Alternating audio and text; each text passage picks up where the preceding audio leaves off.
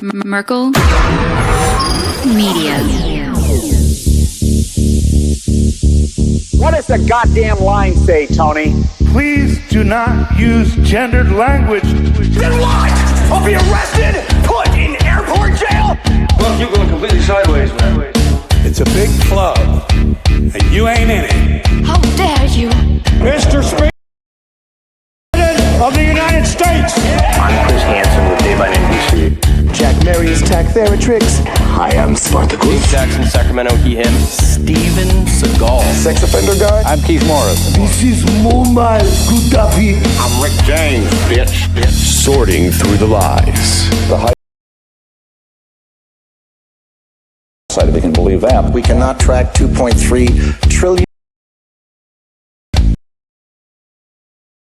And for world domination. Learning about Cuba, having some food. Let's talk about Chinese people. Have you ever been in a Turkish prison?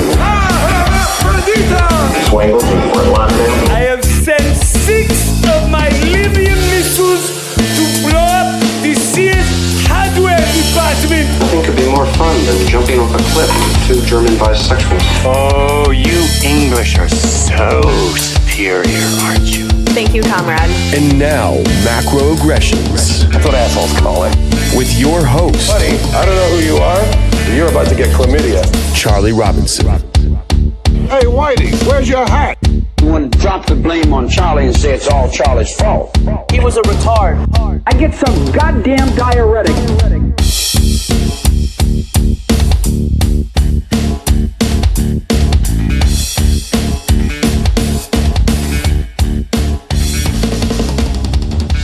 Welcome to Macroaggressions. I'm your host, Charlie Robinson. If you're watching us on Band.video, Rockfin, Odyssey, Vigilante.tv, or you're listening wherever podcasts are served, thanks a million. We appreciate your support. We know you have a lot of options out there.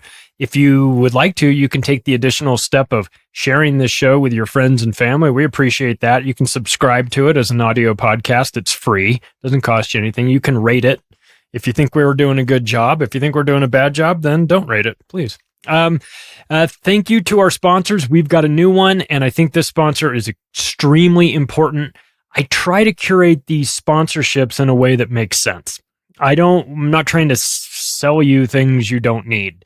And after a conversation I had with Tony Arterburn, my gold and silver sponsor over at Wise Wolf, he suggested that I have a conversation with a guy that he knows who works at Legal Shield. And I spoke with them and Tony, and I had a really good feeling about it. I signed up immediately for the service because it makes so much sense. It's really a no-brainer. And what it is this. It's basically taking the collective buying power of all of us and using that and directing it at a specific law firm in your area to give them all of the business in your little region. And then you get access to a high-powered attorney, or the whole office really, whenever you need it. You have an app on your phone, you hit a button and it puts you right through to them. So basically you've got a lawyer now. We've all got the ability to have a lawyer. Now, rich people have lawyers and they run everything, all their financial their contracts and things like that. They don't sign any of that stuff without sending it to their attorney first. Now, we haven't had attorneys really, we don't have one on call. They do. But guess what? Now you do. Now we have the option for it. I took them up on it. I think you probably should take a look at it too. It's $1 a day. It's $29.95 a month. And what that gets you is access to a fantastic law firm in your area. Average attorney that works with Legal Shield, 22 years of experience. Okay, so these are not people fresh out of college. This company has been around for 50 years. It has an A+ rating with the Better Business Bureau. It's fantastic. This is available in the United States and Canada only. So for all of you international people, sorry, I apologize. But there's an option there. You can take a look and see if you want to partner up your legal package with the ID Shield, which is a good option that takes care of credit monitoring, reputation management, password manager, all kinds of things that we sort of need in this digital age. So I tell you what, think of it like this.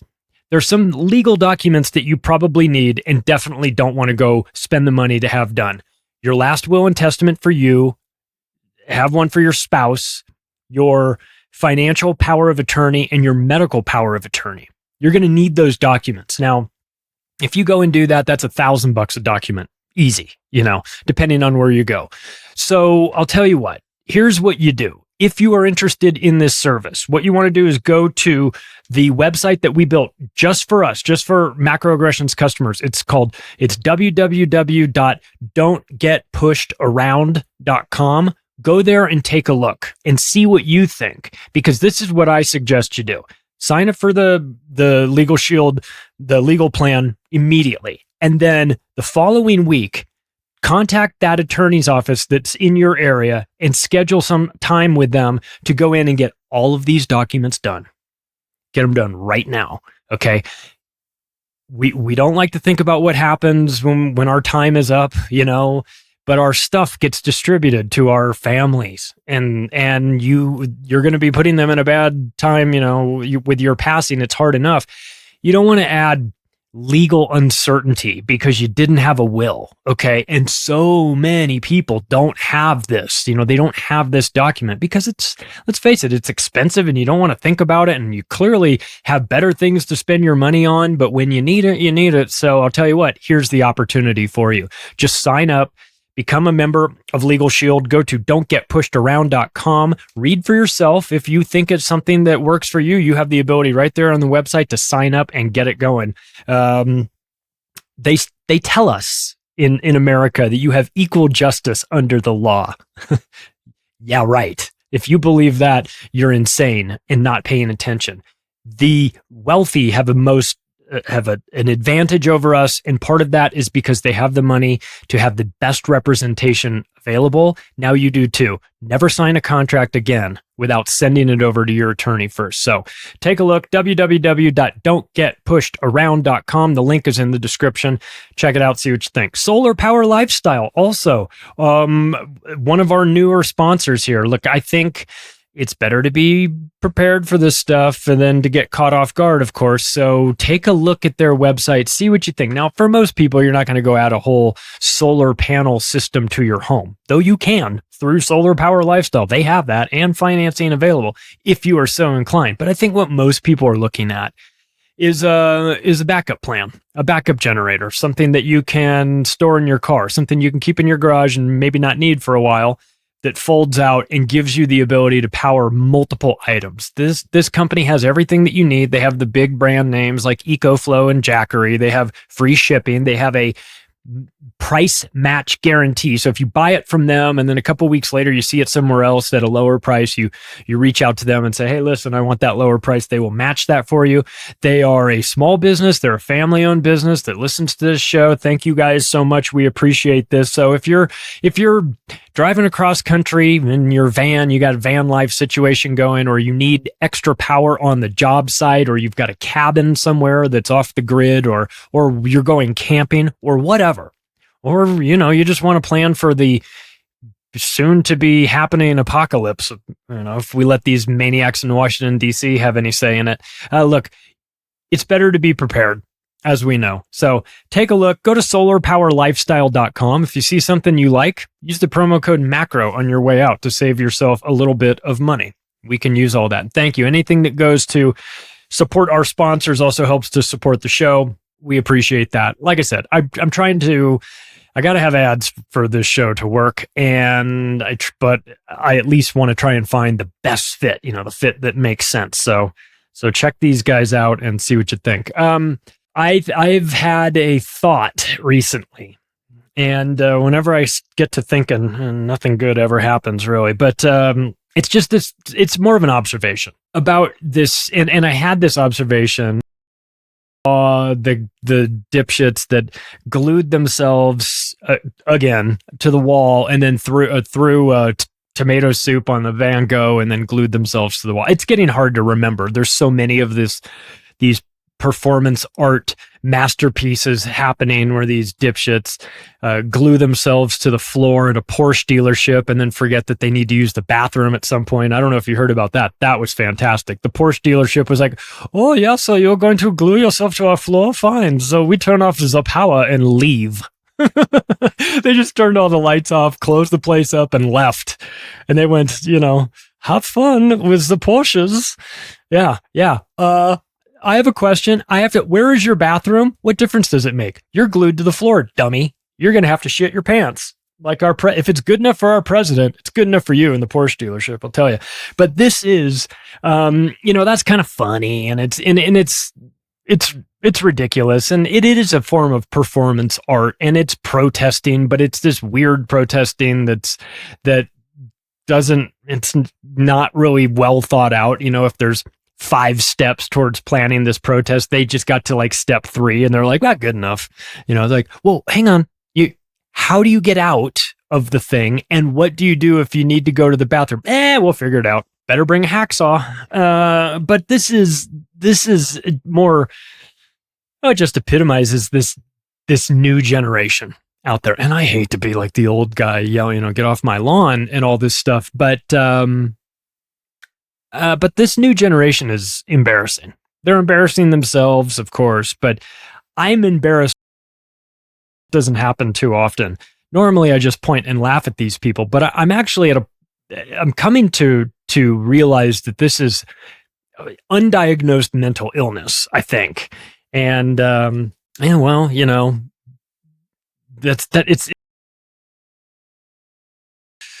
it's more your problem than it is mine, but I guess since I have to witness it, I might as well have some fun with it. So I wanted to talk about this generation, and I was looking at sort of compiling all of the lists of maybe not all of the list of things, but many things that I see as being a concern. I want this generation to get their shit together and snap out of this and be better and have a great life and contribute to this beautiful planet that we're on. And I want them to be successful. But, so I'm not looking to like dunk on them because I just want them to be, forever embarrassed. But there is a benefit to humiliation from time to time. It works. And I think that this new batch needs to be humiliated a little bit. They seem to have an overall lack of self-awareness. They can't see themselves the way everybody else sees them. They're embarrassing. And it's not getting much better. And we're all laughing at them. And they think that we're applauding their stunning bravery. We're not. This is the fattest generation. This is the dumbest generation.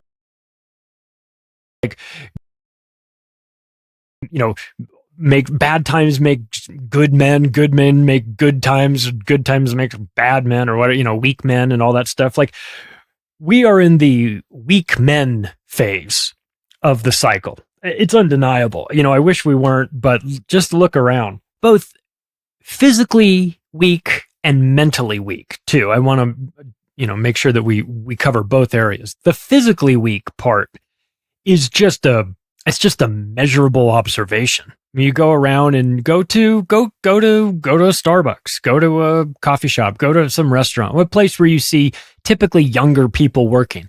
Tell me if the guys that are working there have any muscle definition at all. Like any. Like, can you tell the guys from the girls? It's getting harder. And I'm not trying to just be shitty and well, I will be shitty later. Don't worry. Don't worry about that. That's coming. But right now, I'm not trying to be shitty. It's like, excuse me, sir or ma'am or whatever you are. Can I get my drink? Like, it's noticeable. It's noticeable that there is a weakness that I don't remember in our generation growing up. I'm 50, right? So I'm Gen X, and we had our problems for sure. And we went through that embarrassing phase like in the 80s where it was like the new wave era where everyone, like the guys had like the hair that was going up and the women had the hair going. So we have our own embarrassing past. Okay. For sure. You should have seen me with long surfer hair. It was a mess. Okay. But so I'm not trying to say that we're perfect or anything, but there is a physical change in humanity that I'm seeing. It obviously there's a mental one too, and as we evolve and as we get into new eras and new technologies, we're going to behave a little bit differently. I mean, the way that I act is not the same way that my grandfather would have acted, you know what I mean? So, and that's normal and that's fine. There's nothing wrong with that. But I'm talking about the androgynous component of this, where men don't look like men anymore. I'm talking about Calvin Klein committing ritual suicide by woman hanging on a billboard in Times Square in her underwear, talking about how this is like the new look of health. It is not. It's diabetes. Okay, it's not funny. It's not healthy. It's not cool. It's not aspirational. It's a medical catastrophe and an emergency. And that person, that large woman that is in the ads for all, you know, whether it's like Adidas where she's like stretching and everything, where how she can stretch is beyond me. And yeah, I'm fat shaming a little bit too, because you know what? Being fat is 100% preventable. Sorry, it is. It is a choice. It's a decision. It's a daily choice, and it's fixable. So I would never shit on somebody that was like born with a physical birth defect. But if you're fat, that's your choice. Sorry, might not want to hear it, but that's the truth of the matter, is that, in fact, of all of the ailments you can have, you better hope that it's being fat, because that's fixable. Being stupid, you're done. Not much you can do about that one.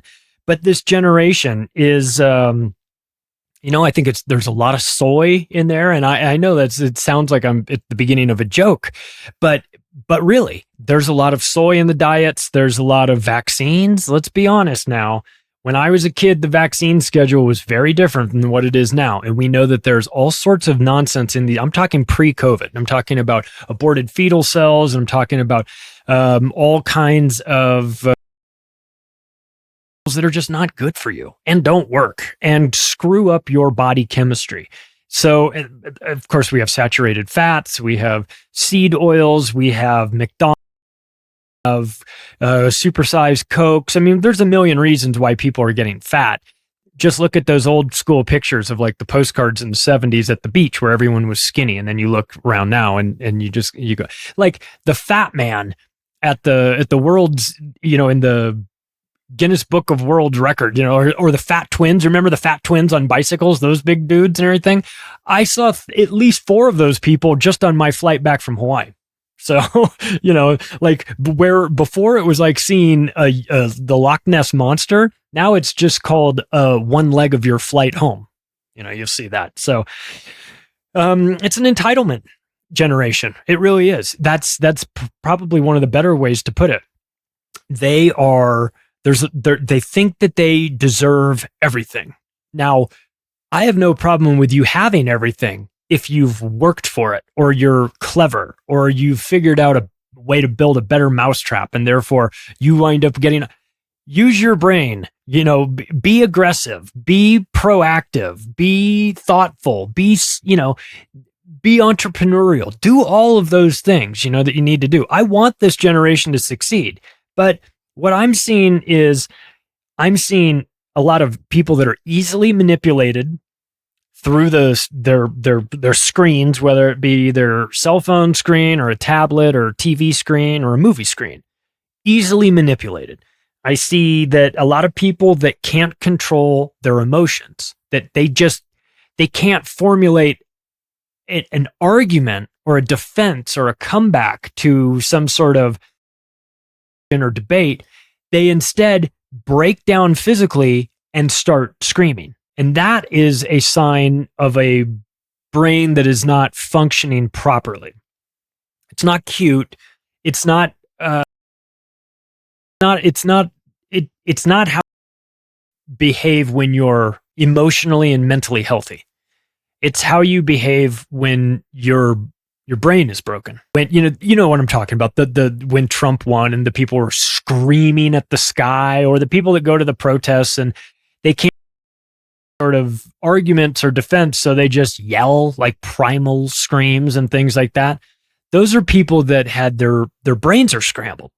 for a variety of reasons, and I don't really care. But that's somebody that is needs to be institutionalized, not out teaching kindergarten, which of course they love to do. And I'll tell you this, and I'm not a Trump guy, but I'll tell you what I do like about him is that he came in and he started breaking brains, because he took all these really soft, emotionally weak people whose brains are still forming. Your brain still develops till you're 25. And during that time, while everything is forming, you're exploring new identities, new concepts, new thoughts, and I'm not saying you have to have it all figured out. Hell, nobody has it all figured out. But, when you're younger, you're working on that. Your brain is a little bit more elastic than it is when you get older. And Trump came in and broke their brains. He just cracked it right open, and they've never been able to fix it, never been able to put it back together. You look at what he did to Rob Reiner, and you look at what Donald Trump did to Keith Olbermann. Holy shit. Keith Olbermann used to do the weather in LA before he did SportsCenter, and he did SportsCenter before he did MSNBC. And he was great in all of those. He was witty and he was funny, and he got teamed up with Dan Patrick at SportsCenter. They did a whole thing for a decade. They were on that. I mean, at least a decade. Then he went to MSNBC, and I used to watch that show, and he was funny then. And then Trump came, and Trump just took a gun and put it to Keith Olbermann's head, metaphorically, and blew his brains out. So here's Gen X, and I'm not talking about Gen Z, and I'm not talking about Zoomers and Boomers and all of this, okay? I've got a new idea for the generation, this new generation.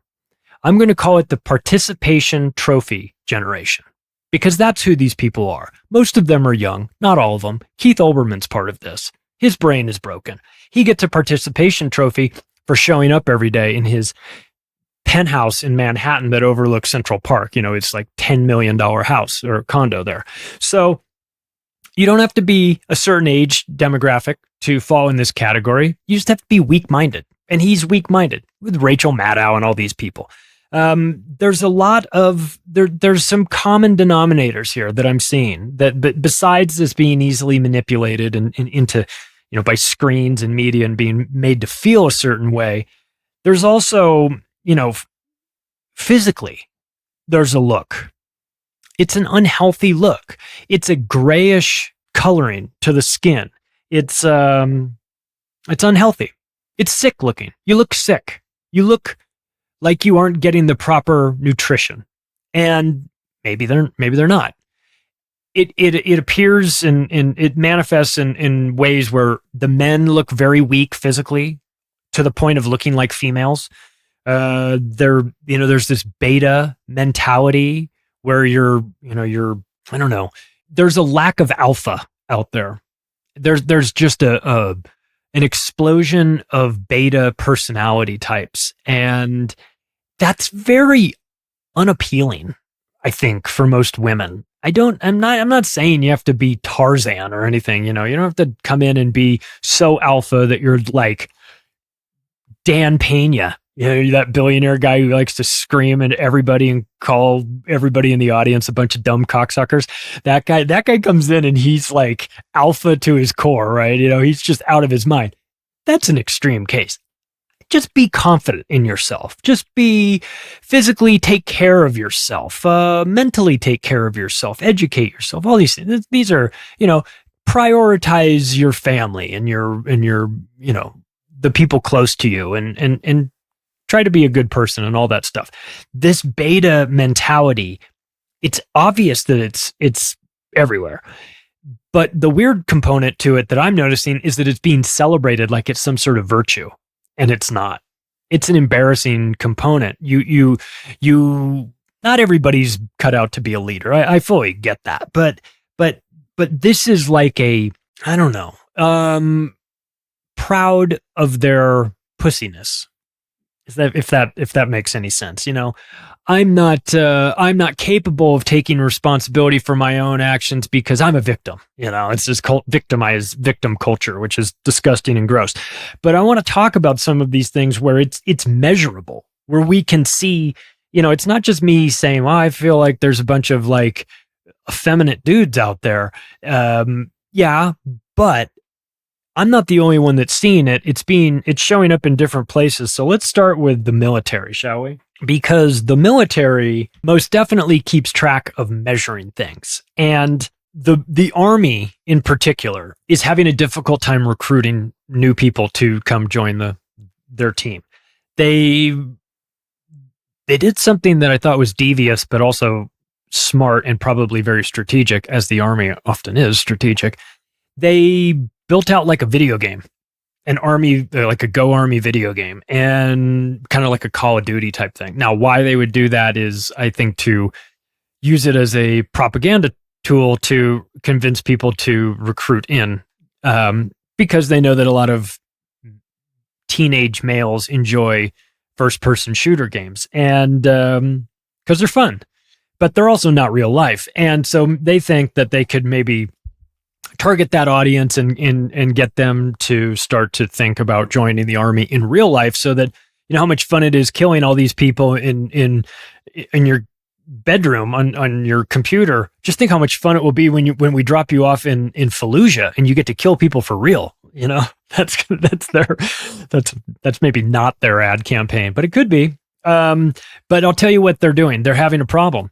So they tried to recruit through video games, and I think that maybe worked to a certain extent, though they have to compete with the other games that are better than theirs.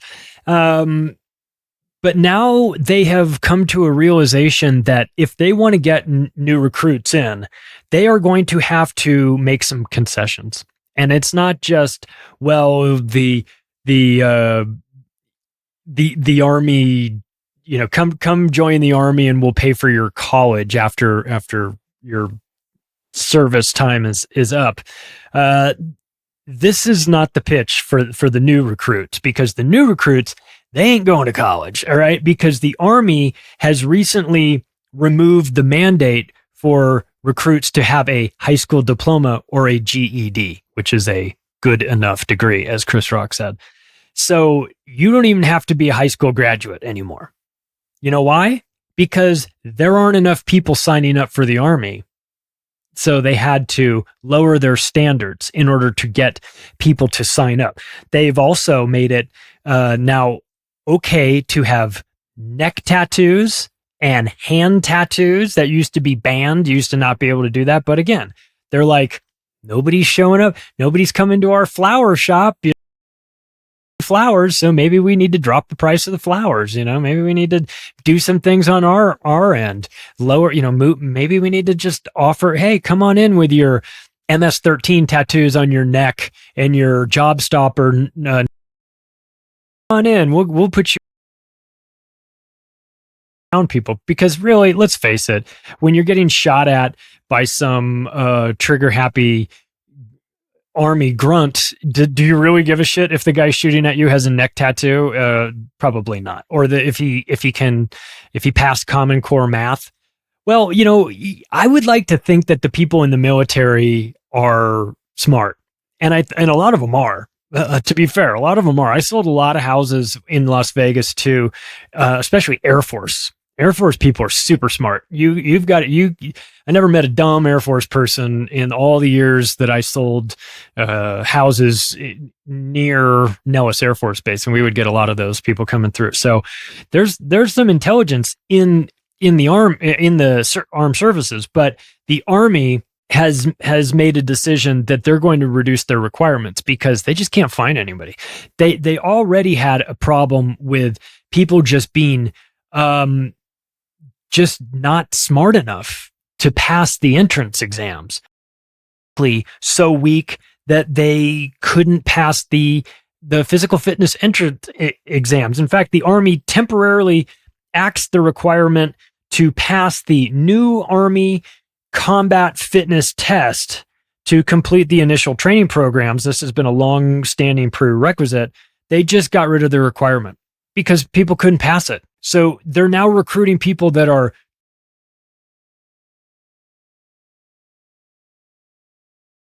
and of course, now we also know from previous episodes that the Army is going woke too, or the military in as a whole is, you know, pronoun sir, you know, yes, sir, horseshit. So the Army Physical Fitness Test, the APFT, now assesses women on the same scale as men, and the results are that 54% of the women that took the Army Physical Fitness Test, they failed. So it's not just the men that are failing. More than half of the women are failing too. So what they did was they came up with not getting better people, right? You say, this is our baseline expectation. And it's like, nobody can get to your baseline expectation. So you should theoretically go out and find people who can and do whatever you, maybe pay them more money to come in, maybe give them a signing bonus, but you keep your benchmark the same and go out and try to recruit better people. The Army gave up on that. Instead, they've just lowered the requirements. They've lowered it for your education to get in. They've lowered it physically. So now the new requirement for women to pass is the following, and it's embarrassing. I'll be frank with you. These are the things you have to do if you're a woman to get in the Army these days. You have to be able to do 10 push-ups in 2 minutes. Okay? You have to be able to run 2 miles in 21 minutes. You have to be able to do a 140-pound deadlift 3 times. And do you know the exercise? I think it's called a Roman chair. You've got your elbows in it, and you lift your legs up. You know, you're trying to pull your legs up to your chest and everything. It's very difficult. You do sets of 10 of those, and it really works out your core. The requirement for the Army is you just have to be able to do 1 rep. You just have to be able to do it 1 time. That's it. Now, mind you, this is an exercise that people, when you see them at the gym, they're doing like sets of, like 4 sets of 20 or 4 sets of 15. Right? The requirement is 1, not 1 set of 20 or 50, just 1. You just have to do it once. Just show us you can do it 1 fucking time. That's what we require. While you're doing 10 push-ups in 2 minutes. I mean, this is really embarrassing. This is not going to work. We're going to get invaded by China. I'm telling you right now. So the maximum score for each test is 100, right? So it's on a scale of 100, but 60 is a passing grade. So, I just want you to know. So when you guys go through basic training and you wind up in this theoretical war that we're going to have, the person in the foxhole next to you that passed basic passed this physical score, they might have passed it with a D-. A 60 is good enough for them. Fuck it. Yeah, good enough. Yeah. Which direction do the bullets come out of this gun? I'm confused. We're not sending our best and brightest, so this is a problem. But but it's not just the military that's having a problem with attracting and retaining good employees. Twitter has this problem too, and as of the recording of this, the Elon Musk transaction hasn't closed officially. But by the time this is out, it will have already have happened if it is to happen. But there are problems going on. He mentioned that he was going to fire 75% of the woke force over there at Twitter. Probably a good start. It's 75% of 7,500. So what is that? I don't know, 5,800 people or so. So that's those people. Naga, not going to work here anymore. They're going to bring in the 2 Bobs to do a little house cleaning, I suppose. So so this is what they say. Public conversation is in jeopardy. This is what, so the woke-tards at Twitter wrote a letter, like an open letter to Elon Musk, saying, listing their demands, which is really funny because it's like, oh, the guy that just spent $40+ billion to buy this company, you think he's interested in your demands? Really? You have that much of a inflated sense of self that you think that the guy that just spent $43,000 million to buy the company gives a flying fuck what you think about anything, especially after you have run this company into the ground, which is the only reason why he's in a position to be able to buy it in the first place. It's because of the shitty job that the employees of Twitter have done running that platform and turning it into a leftist hellscape where anybody that has an alternative opinion is immediately silenced. But this is what they said. Their demands. Are you ready for their demands? You will be angry, I assure you. So they're saying to him, the public conversation is in jeopardy. Really? Or what I think what they really mean is that our ability to curate the public conversation is in jeopardy. Our ability to censor the side that we don't want to hear is definitely in jeopardy. If you come in, you're going to put a stop to all this. And I'm no Elon lover either. You know, he's working on brain chips and he's got satellites. He's working with the DOD, and I'm not into any of that shit. Okay. So I don't like that stuff. I do like that it makes the Twitter people crazy though. So I like Elon in Twitter for the same reasons I like Donald Trump for the woke tarts, because I know it makes them insane. They can't handle him and they short circuit. And I love that. So in this iteration of Elon, meaning the potential Twitter CEO owner, I like it. I like him only because he's going to make these people very uncomfortable, and they need to be made uncomfortable for what they've been doing to us for the last decade. So fuck them. I have no sympathy for them at all. But what they really mean with this public conversation is in jeopardy is that they're no longer going to be allowed to pick the winners and losers in politics. Simple. And that's a power that I would imagine is probably fairly addictive, right? If you got that, you don't want to give it up. I mean, it's gross that you would have it and want that, but if you did and you had the ability to just silence the other side, that might be something that people would have a hard time giving up. So they go on to say Twitter is helping to. This is their appeal to him about what a good job they're doing with things. And they want him to recognize what a good job they're doing with things. And if he comes in, then they're not going to be able to do the good things that they're doing, such as, quote, Twitter is helping to uplift independent journalism in Ukraine and Iran. That's your big win. The dozen independent journalists in Ukraine and the maybe 100 independent journalists in Iran, you are uplifting their voices. Really? Because I'm an independent journalist in America and you're silencing mine. So you don't get any bonus points for helping Ukraine. Oh, we're standing with Ukraine against the bad Russians, and we're helping the these independent journalists in Iran fight the Ayatollah, whatever, Rockarola. You know, I mean, these people don't know. Good luck finding Iran and Ukraine on a map, Twitter employees. It's gross to me that they think that they're somehow helping journalism while simultaneously censoring actual journalists at the behest of the State Department and the FBI. It's disgusting. But they go on. This is great. You ready for this? This is from their thing.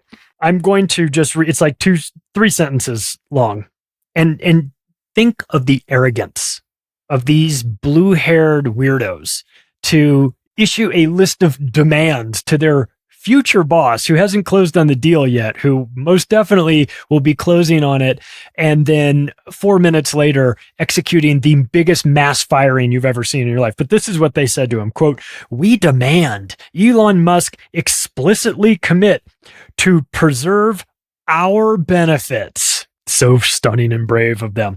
"We demand transparent, prompt, and thoughtful communication around our working conditions." I'll read it all, then I'll comment. "We demand to be treated with dignity and to not be treated as mere pawns in a game played by billionaires." Oh, I've received your list of demands. You're all fired. Bye. That would be my retort to this.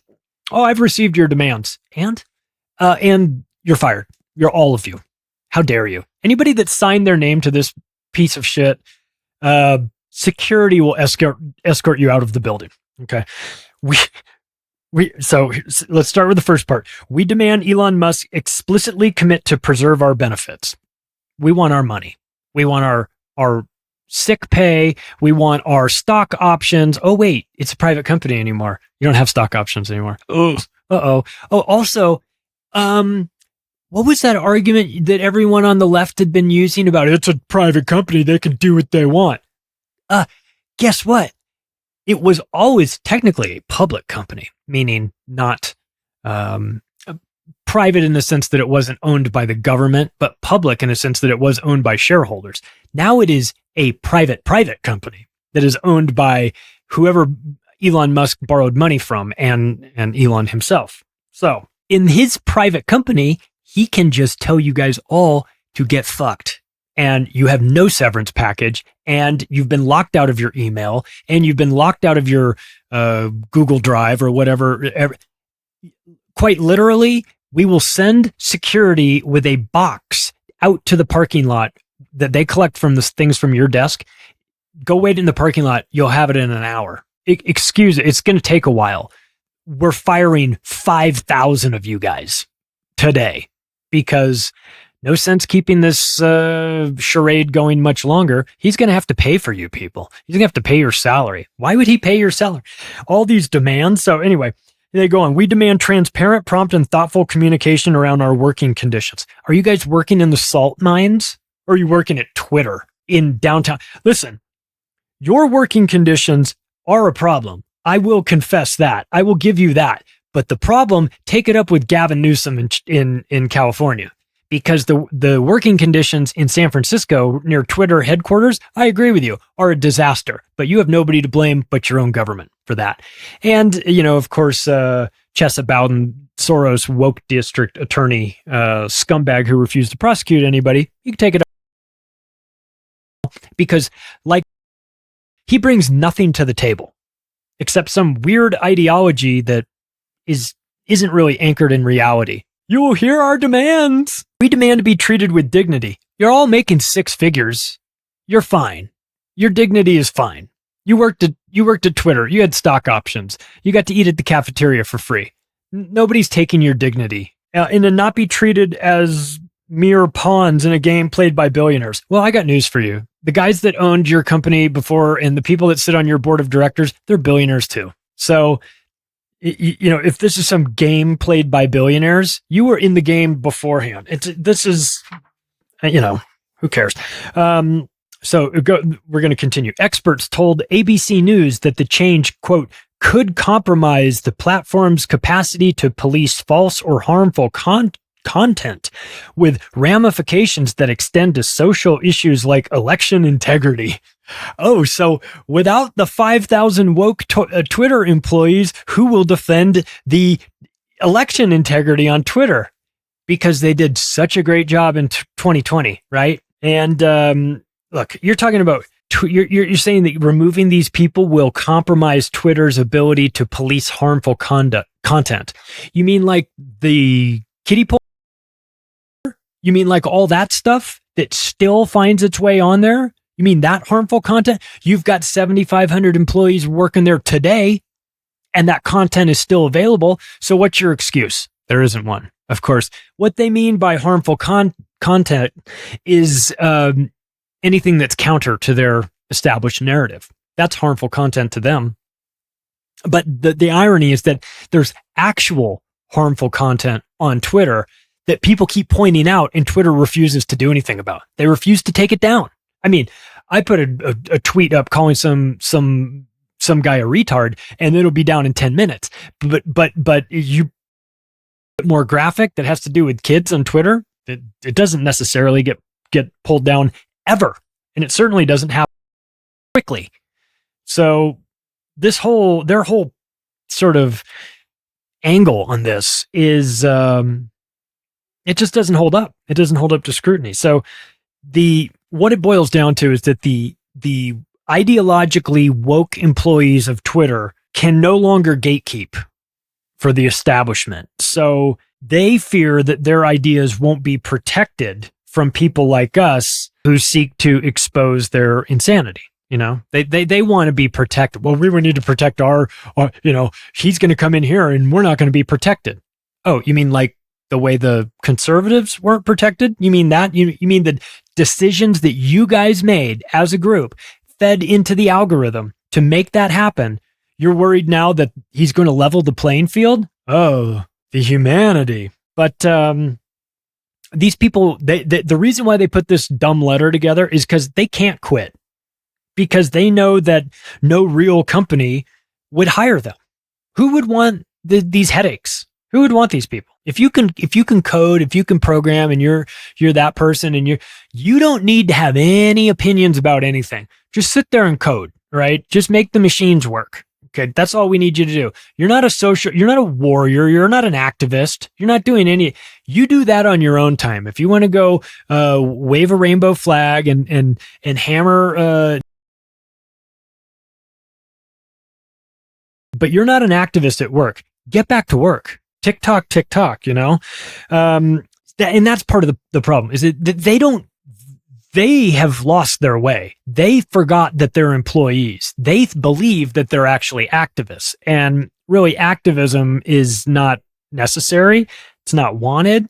I mean, maybe it is culturally wanted at Twitter now, but it's not going to be wanted when Elon Musk gets in there and decides, well, look, I didn't spend this money to flush it down the toilet. I intend to turn this company around and add value to it, which may involve making a profit. It may not involve making a profit early on, but you can raise you can make money on it without making a profit. You can raise the value of it, and I'm sure he's going to be doing that. And by the way, look, Twitter, your stock price was stagnant for a long, long time. You weren't doing yourselves any favors. You were being run on ideological gasoline instead of the things that you actually need, like better products and appealing to a broader audience. When you silence half the people in America, then don't act surprised when your engagement numbers go down.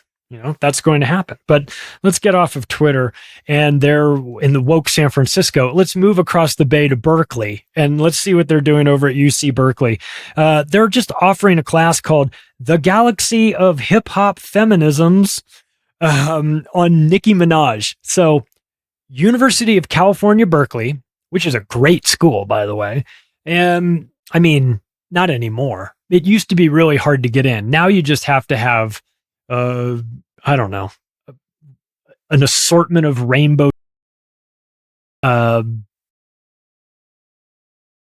matter tattoo on your neck or something. I don't know what they're doing over there anymore, but what they're doing is they are offering a class on on hip hop feminism about Nicki Minaj. Now, mind you, this is a college course. This isn't some shit you're taking at like your summer school, your sophomore year in high school, because you missed too many days of class and they made you sit through summer school. And then somebody taught you a class on the galaxy of hip hop feminism. No, this is a class you actually have to pay money to attend at UC Berkeley, which is really a difficult school to get into. Okay. So this is supposed to be a good class, preparing you for the real world and all that stuff. So this is readings for the course come from the areas of, tell me if this sounds appealing to you. Readings for the course come from the areas of hip hop studies, feminist studies, gender and sexuality studies, porn studies, media and film studies, and performance studies. So they go on to say that the teacher describes herself as a Black feminist, urban ethnographer, and critical porn studies analyst. Oh, Calgon, take me away. Yeah. Could you just imagine this scenario? You work your ass off to save money so that your kid can go to college. You skipped on those vacations. You didn't buy the new car. You didn't buy the stuff that you want. You didn't go to the movies. You watched it. You rented videos instead and stayed home. all so that you could stay on your budget, so you could put money aside so that your kid could go to college. This kid is going to be the first person in your family to ever go to college, graduate and do all that stuff. You send them, they get great grades. You send them to Berkeley and they come back and they tell you that they're taking this piece of shit class. Are you kidding me? Are you out of your fucking mind? You go cancel that class. You need to go sign up for economics first before you take this shit. This is crazy. I want my money. I want my money back, Cal Berkeley.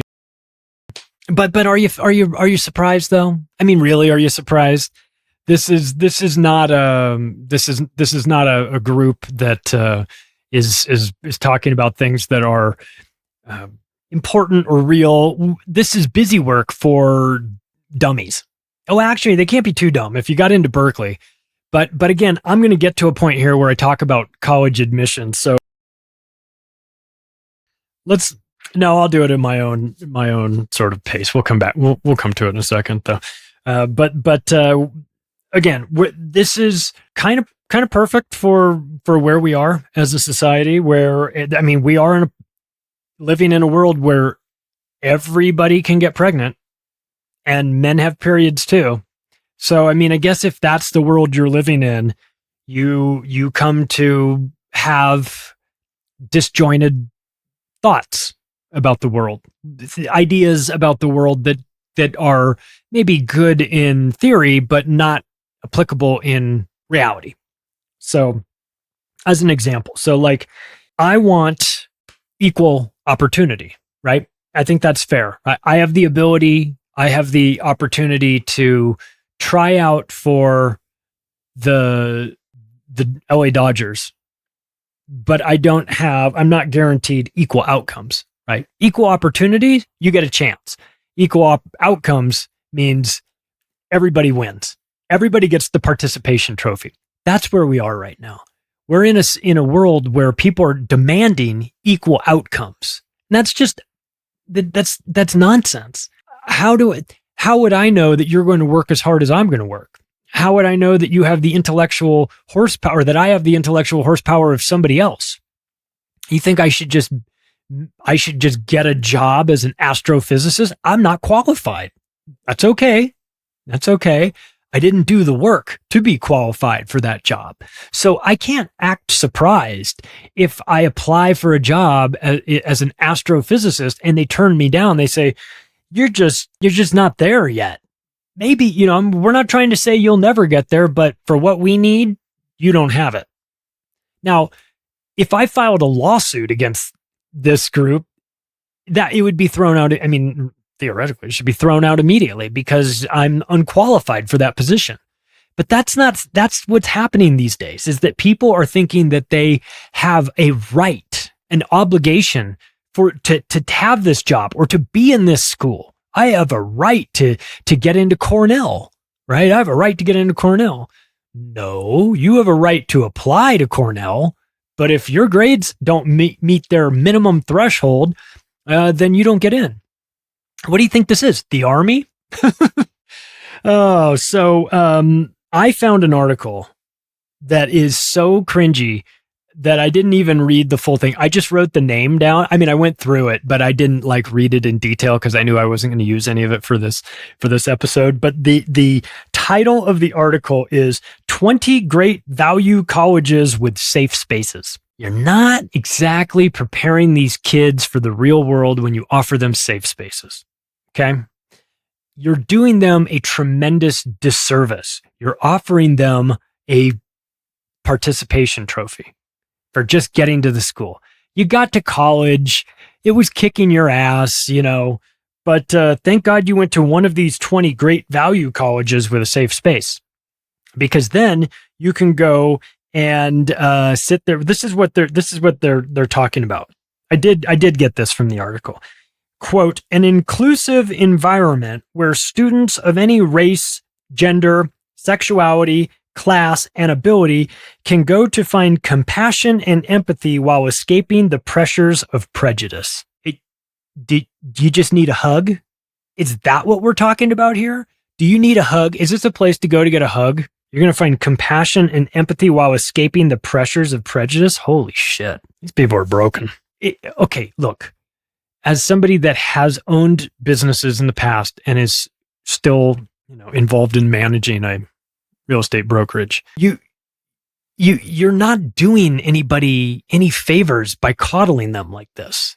This is not, and it's not to be a jerk either, to tell people to like get up and get out of here. Like this is just life. Life is going to kick you in the balls from time to time. How you deal with it matters. Okay. If you just curl up into a ball and suck your thumb in the corner of a safe space, you're not getting anywhere. You're not letting that experience, motivate you or anger you or fuel you or whatever it takes. You're like, hey, I should have tried better. I should have tried harder or done better, or I should have tried it a different way, or I should have, you can learn a lot from your failures. We've all failed plenty of times. This idea that we have to prevent failure it's like a feedback loop. It just creates more failure. That person that is so soft that they're picking their college based on an article talking about which of the 20 have the best value and also have a safe space. You're not getting it. College, if at that point you're looking for safe spaces in your college for your college experience, you've missed the point completely of what college is. College is not supposed to be a safe space. It's supposed to be a very unsafe space where you try and fail and figure out what works, and you maybe start in this major, but you go, oh, I don't really love it. I got organic chemistry and that just kicked my ass. And maybe I'm not going to be a doctor. Maybe I'll move over to this. You try things out. You meet new people. Maybe you join a fraternity or a sorority. Maybe you try out for the basketball team. Maybe you do whatever. Okay. You're trying things out. It's a dress rehearsal for life. But if you've got safe spaces and that's sort of your selling point, then your college is garbage. You're not preparing kids for the real world. You're hampering them. But it's not just education. It's not just the schools that are doing this. It's also, well, remember, since we're on schools, I'll mention this really quick. We're talking about lowering standards. We're talking about like culturally, instead of asking people to be better and raise their own productivity and their own levels, instead, these organizations are just lowering their standards. And one of the places where they did this was with the SAT, the Standardized Achievement Test. SAT is an entrance test that high school juniors take in America. And based on what you get on this test, and it's math and it's English, based on what you get on this test, you get a score. And then that score has always been part of the process for college applications. They want to see what that score is. If you want to get into an Ivy League school, well, they have certain minimums. Like if you don't have this high of an SAT score, don't even bother. So they've always used that as a barometer to sort of measure your aptitude. It's not an intelligence test, and it doesn't measure your desire, and it doesn't do a lot of things, but it does give them one benchmark for how to figure out and measure you in terms of your mathematical and grammatical abilities. Okay. Again, it's not perfect. It doesn't say that you're a good person or a bad person or anything. It doesn't say, anything like that, but it's been used as a measuring tool, but not anymore. You know why? Because the SAT is probably racist. It's definitely, anti-science for sure. So this is how dumb everybody is now that same University of California, Berkeley, that's offering the Nicki Minaj class. Well, they're part of the UC system, the University of California system. And that's a system that has, I don't even know, maybe anywhere from like a dozen to 24 universities that fall in that. UCLA, University of California, Los Angeles, and UC Santa Barbara, UC San Diego. There's a bunch of these different schools, and they have just done away with the SAT altogether. They say we're not going to use it anymore for measuring students because it's just too culturally biased. And then the Cal State University system did the same thing. So it's like CSU, San Luis Obispo, or whatever. So all these Cal State universities and the University of California system, these are two different things, but obviously both part of the state of California. Gavin Newsom, woke California, woke San Francisco, everybody's trans, everybody's feelings are getting hurt. They just went ahead and said, we're not even going to have the SAT anymore. So they've just decided that They don't even care who goes there anymore. They're so concerned about leveling the playing field so that everybody gets equal results that they don't even bother to measure scores anymore. So if you have a degree from UCLA, and I have a degree from USC, which is not UCLA, but if you have a degree from UCLA, congratulations. The value of your degree is going to be diluted over time. Not right now. It's still good. It's still a top 25 school, just like USC, but it will eventually become diluted because anybody can get into the UC systems. You don't even have to take the SATs anymore. You just claim you're oppressed, get in that way. But again, lowering your standards, not limited to the military, not limited to the California education system. It's also beauty and fitness standards, right? We've had not just the military ones, but the corporate ones. Victoria's Secrets. Have you seen their new ad campaign? They have incorporated into their, the Angels campaign that they used to have with Giselle and all of the Tyra Banks and all of these Amazon chicks with the big tits and little waists but of course, Victoria's Secrets selling lingerie, selling an image, selling an ideal. Maybe it's unattainable, probably unattainable, but still selling the dream. They have now done away with that. They're now not using those really attractive looking women anymore. Now they're using the fattest, ugliest people they can find. And on top of that, they have taken it a step further. And I'm going to be careful about how I frame this one, because I'm not trying to be shitty, because I think it's kind of interesting that they did this, but it is virtue signaling like crazy. And I also feel very uncomfortable looking at the pictures. But they have introduced, Victoria's Secret has introduced their first Down syndrome model. Now, if you have Down syndrome, or as the former Angel Rex Hudler used to refer to it because he had a son with Down syndrome, he called it up syndrome. He called it up syndrome because he was a super positive guy. If you have Down syndrome or someone in your family does or anything, that's got to be very difficult. And I want those people to have every opportunity that they can get. Remember how we're talking about opportunities, not necessarily outcomes. Not everybody's qualified for everything, and that's okay. It should be, at least. But every opportunity. So I'm interested. I'm all for the opportunities that people are getting.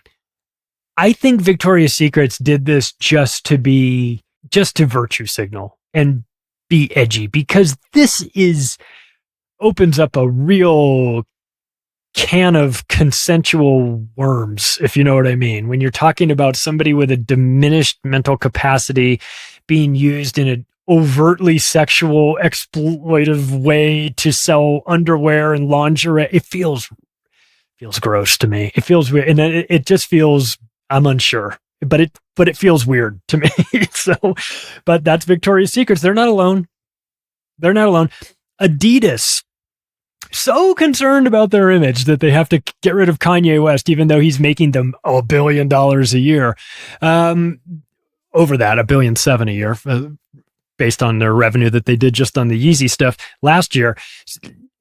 They want to get rid of him because he's bad for their image, while simultaneously putting a 400-pound black woman in their ads that's stretching out over like an exercise ball, and they've got this like 20 stories high in Times Square. And they're talking about how this is the new standard for health. And it's like, no, it's not. I get it. You want to check all the boxes. Diversity. We've got the right color. It's a woman. Check. She's a woman of color. Check. She's ready to die from morbid obesity. Check. She's in spandex. Ugh. Ugh.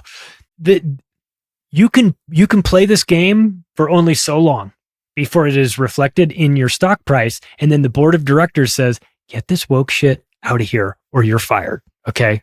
This isn't going to work. Beauty contest. So look, the standards that we used to have just a generation ago have been lowered, that they will let just about any piece of riffraff in there to compete, unless of course you're an actual woman who actually looks like you should be in a beauty pageant. And we can get it, we can talk about the insanity of the beauty pageant industry another time. But But the fact that just, I get it, beauty is subjective, but not always. Okay. People that are just objectively ugly. Okay. Sorry. It's just a fact. I'm sure they're great people. But again, no business being anywhere near a beauty pageant unless you're a judge. And even then you're a hypocrite. But they've done that. They've lowered the standards to get into beauty pageants. Hell, they have lowered the standards of what it takes to be a fucking mannequin in a clothing store these days. Have you seen the new mannequins in America? They are fat. They are fat mannequins. The men have like beer guts or beer bellies, like with the shirts. I mean, I guess they're like, who are we bullshitting? This is our audience, are people that aren't Giselle, it's Cletus down at the worm farm, who he's buying himself a new shirt and he wants to know what it's really going to look like. So we've got the fat mannequin here to make it look like that. And the women too. The women are all like, the mannequins are like obese. So I guess in the one hand, it's like, this is what you're really going to look like. But on the other hand, you walk by that and it's normalizing you. I get a good laugh out of it. Of course, when I walk by, I just go, oh my God, this is like, where is the comet? When is that comet going to finally get here? But then there's like the serious side of me that sees that and goes, oh, they're normalizing this. Like they're making this okay for kids. Kids see that and they go, oh, well, everybody, people are fat. No, they weren't. They weren't always this fat. This is part of this new normal. So anyway, it's just, they've lowered the standards to a point where we're not getting our best and brightest to participate in these things. We've got, everything's being lowered. Even the standard of truth has been lowered. Fact checkers come in. They don't know truth, the actual truth from what they're told is the truth. Censoring opinions. They think that that's actual, they think that that's their job to do.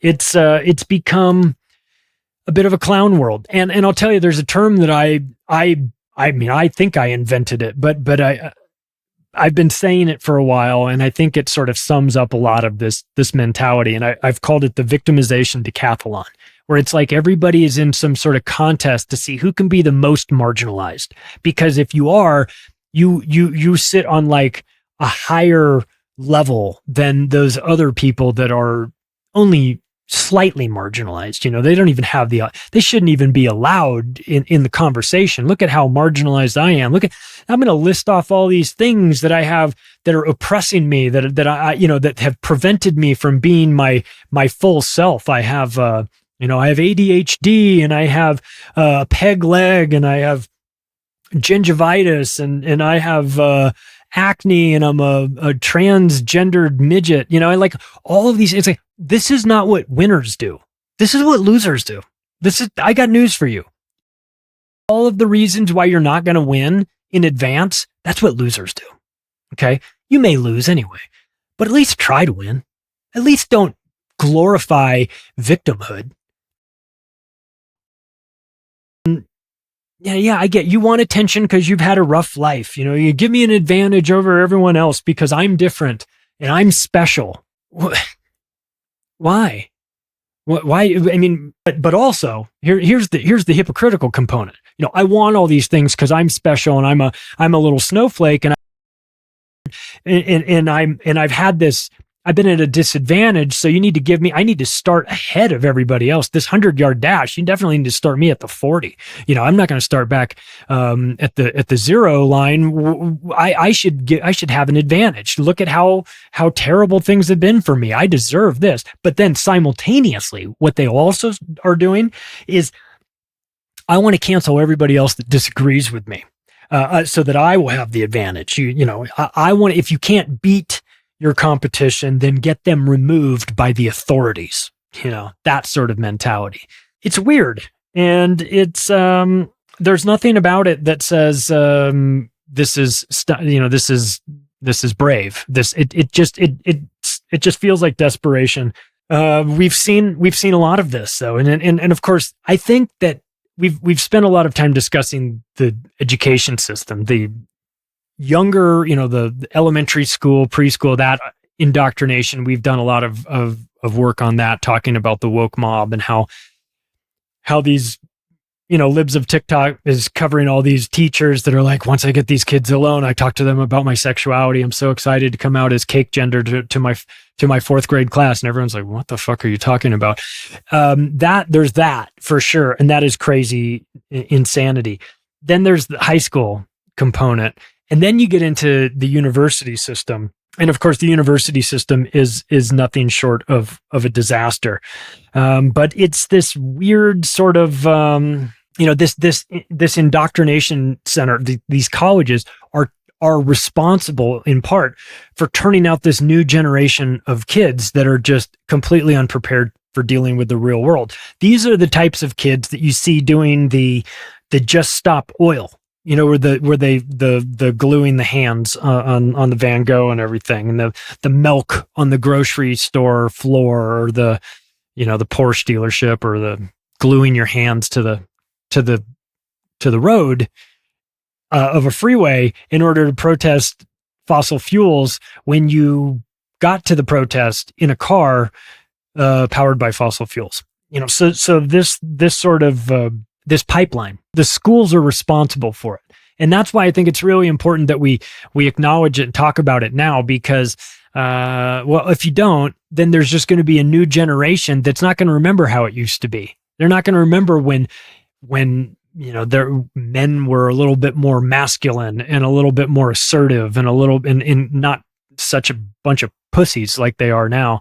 And there's value in that. There actually is some benefits to that. And I'm afraid that if we continue down this path, that we're going to wind up with a society that doesn't remember how it used to be, or all that stuff will be just sort of lost in the fog of the digital era. But there's reasons, there's reasons for all of this androgyny and the dumbing down and the confusion and the safe spaces. And we've talked about this before in the episode, talking about, smartphones for dumb people, talking about fluoride and chemtrails. And yes, chemtrails are real, and aluminum and all sorts of things on you that impact your cognitive functions and cognitive abilities, your ability to think. They impair your ability to think logically. Okay.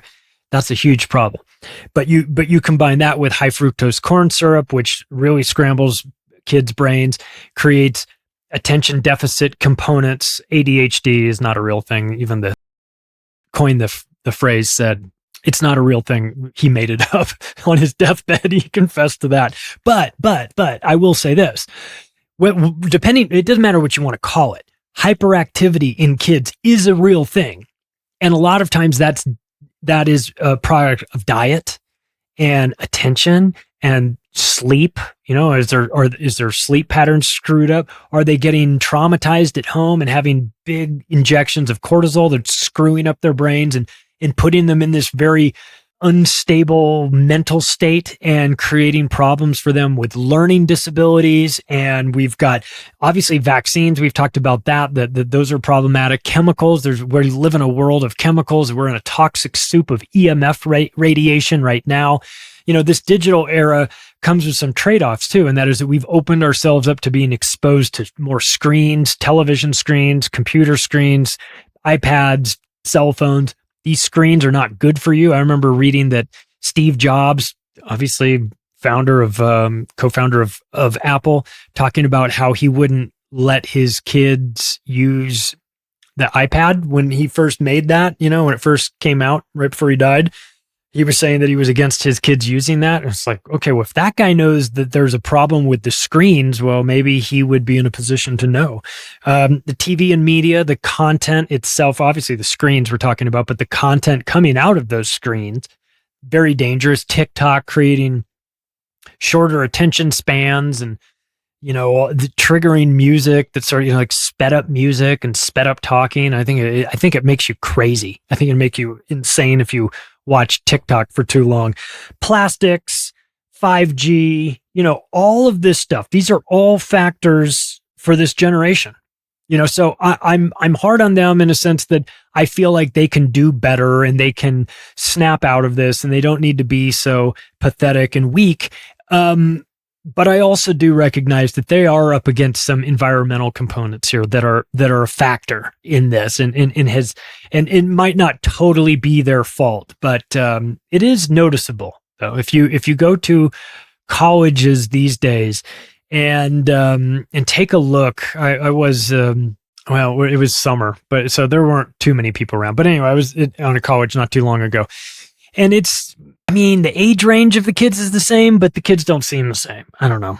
Maybe it's me. I am getting older, but it's like this new generation feels dumber.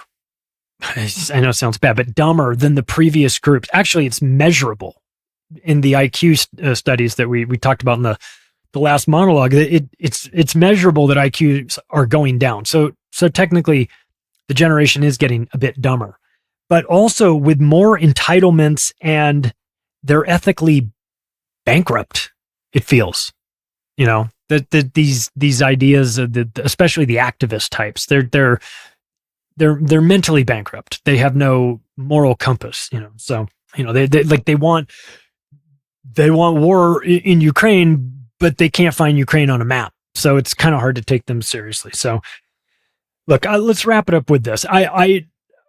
It's easy to dump on these people, and they need it to a certain extent because they're going to screw up this planet by not getting their act together, by being so weak and so easily malleable by the authorities or by the media and everything. They're going to get us all in a lot of trouble. Currently they are believing some nonsensical things.